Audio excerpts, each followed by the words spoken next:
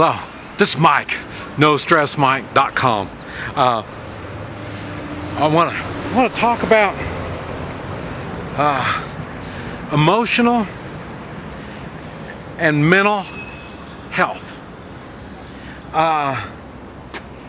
First thing, I'm no psychiatrist or a psychologist or any of those kind of things.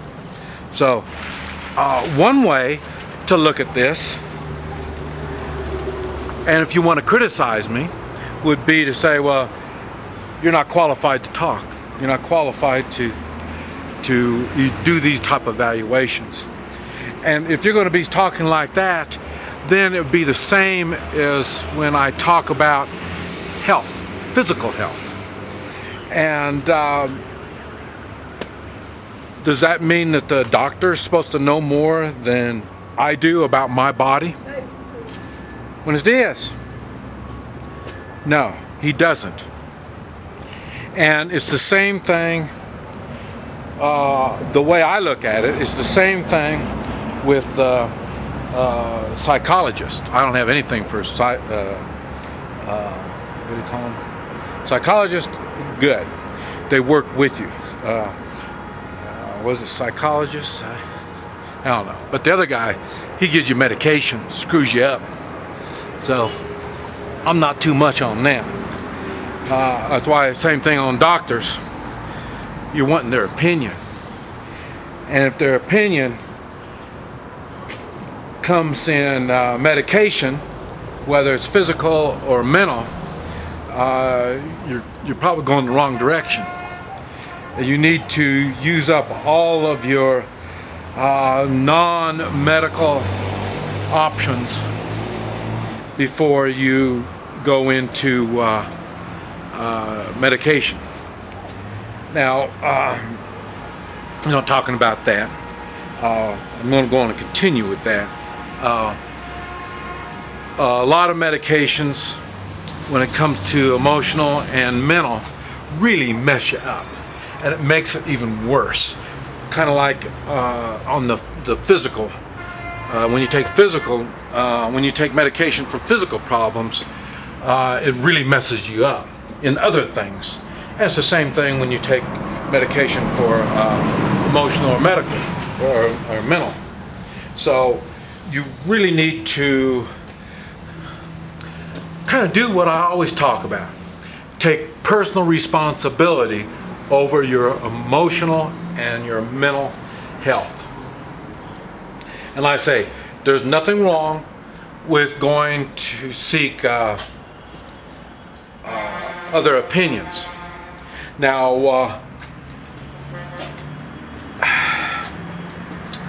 okay, I can see this is going to be a much bigger subject than what I expected. A good example. We're talking about the mental and emotional health. I think it kind of falls in line with physical health.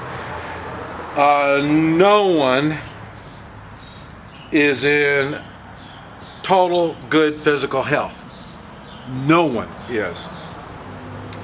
Many are in fine health, fine physical health. But, when I say many, I'm talking about many in numbers, not in percentage. It's a small percentage of the population is physically healthy. I would say it's probably going to be the same when it comes to emotional and mental health. And what I want to do in this particular video is I'm going to share with you what it is that I do. I'm not saying my way is the right way. I'm saying my way is the way I do it. It's the same thing on my physical health. I don't tell people to do what I do. I tell people what I do. I make them research to find out what they can do for themselves. I do give them some suggestions and options, and that's what they should be looking for in other places. And so it's basically the same thing on the emotional and mental health. And and I do it basically the same way. In other words, I look around and I see people that I feel are emotionally adjusted. And if they come across to me as if they are emotionally adjusted, then we talk. And we talk and we share. I don't dump crap off on people. And I don't let other people dump crap off on me. You've heard me say, we all have crosses to bear. So in other words, we all have problems. I really don't give a shit about your problem. I got my own problems. So in other words, when you start, if you open the wrong way, it comes out like you're whining, and you using it for an excuse,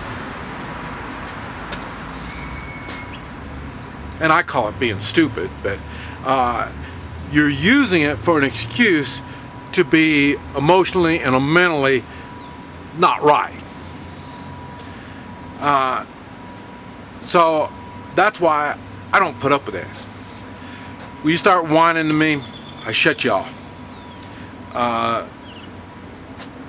Your problem may or may not be something that you can do something about. There's some things that just, shit happens. So that's why you deal with it. It's one of those crosses that we bear. And to deal with these problems, you have to open up. You have to allow yourself to look at these issues with reality. Don't get emotionally involved in whatever kind of problem you got going. I do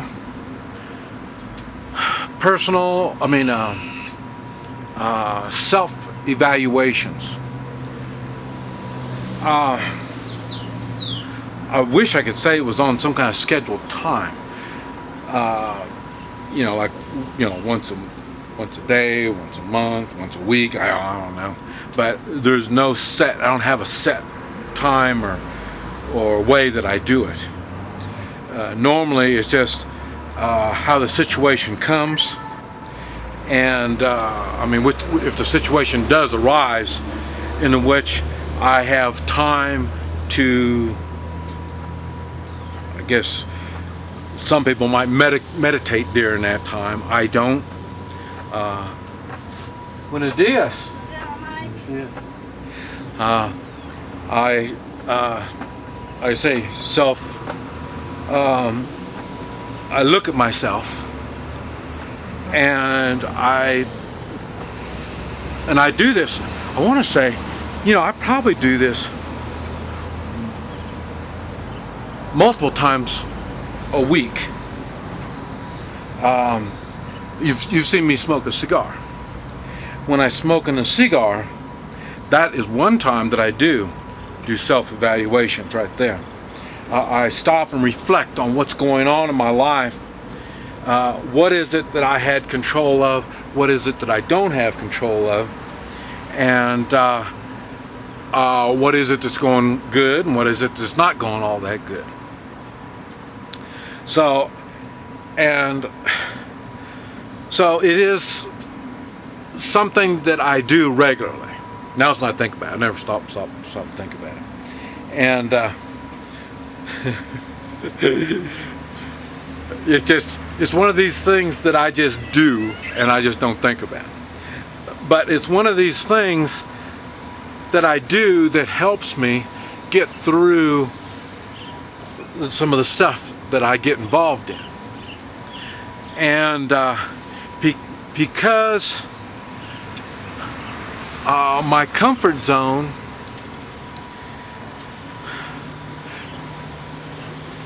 to me, my comfort zone is really in my mind. That is my comfort zone. Because I'm in different places and different situations, I can't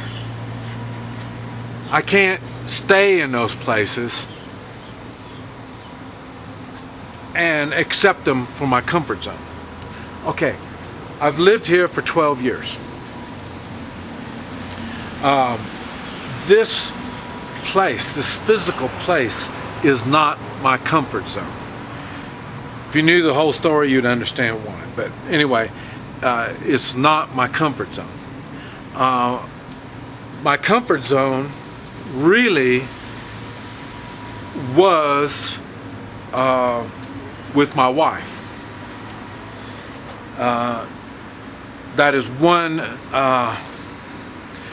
type of comfort zone that we make for ourselves, and that is the people that we allow to come into our lives, and we put our lives together.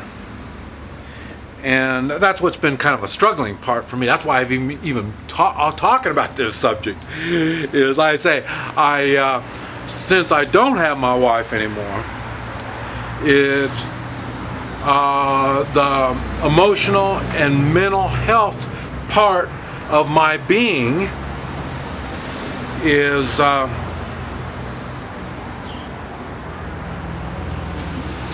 not in its comfort zone. And it's going through a change. And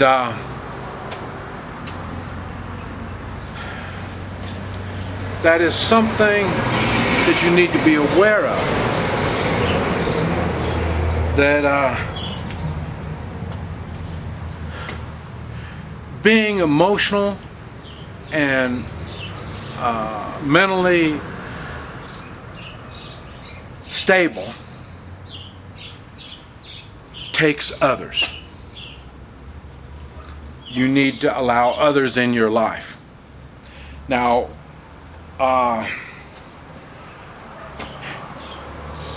people really get that part mixed up. They allow people into their lives. You look around and look at the people that you've allowed in your life.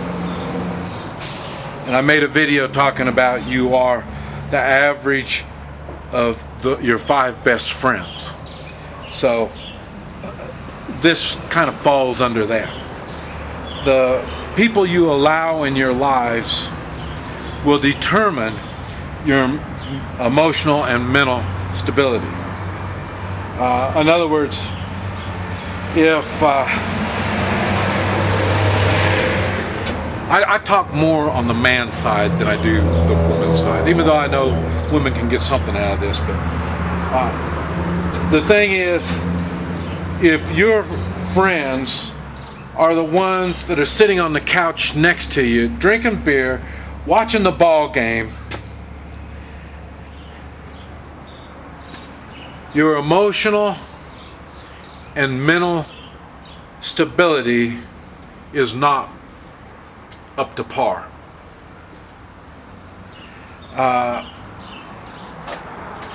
You need stimulation for your emotions and your mental. That's why comfort zones, people stay in their comfort zones and they don't get any stimulation. That's when life gets kind of long and drawn out.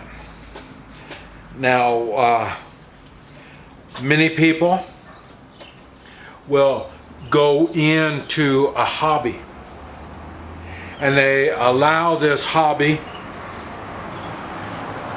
to to take their mental and emotional focus. Is that the right way to do it? I would say not, if that is your only form of focus. It's the same thing with your pets. If you let your pets become your main focus of your emotions and your mental focus is, oh well, Fluffy's just having a good day today, and what can I do to help Fluffy, enjoy the day? I mean, it's you're focusing way too much on a subject that's not allowing you to be emotionally and mentally strong.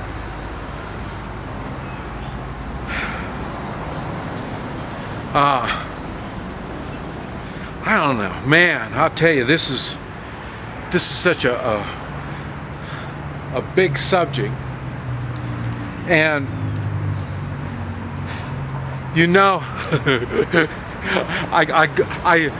I talk about different things, and I kind of flip-flop,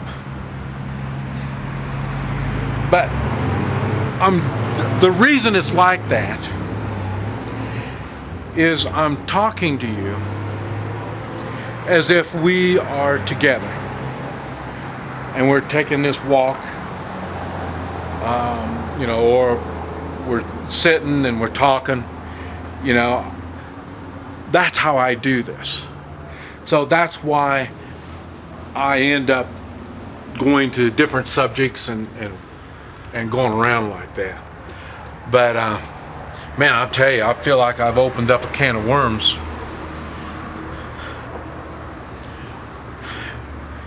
This is a very deep subject. I say it's a subject that we all are involved in. The naive or the stupid ones among us don't realize the depth of this subject. And I say a lot of people, I am surprised, but a lot of people try to ignore the emotions and mental health. They want to try to explain it like it's just natural, this is the way it is, I don't have any control. When we do. We have control. We control what we put in our mouth.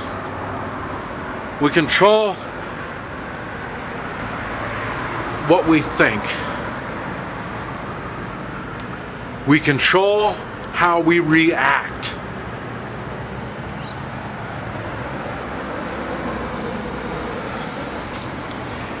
And boy, your emotional and mental health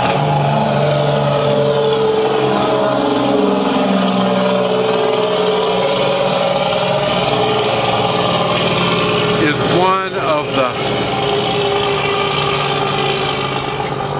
I don't know, I think now when I'm thinking about it like this, I think it falls under balance. The whole balance. You need to be physically balanced out. Your food's got to be balanced out. So then you can physically be right. And if you can, and it's the same thing with your emotions. You have to balance out your emotions. You've got to control your input, whether it's food or thought. Well, now we're even bringing in your spiritual beliefs. And it is. Your spiritual beliefs will have a lot to do with your emotional and mental health. Man.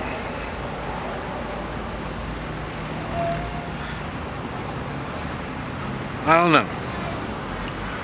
I'm going to have to give more thought on this subject. I thought I'd just make a nice little video on it, but I think it's much deeper than that. And I know it's an important subject. It's a subject we do need to cover. It's a subject you do need to think on.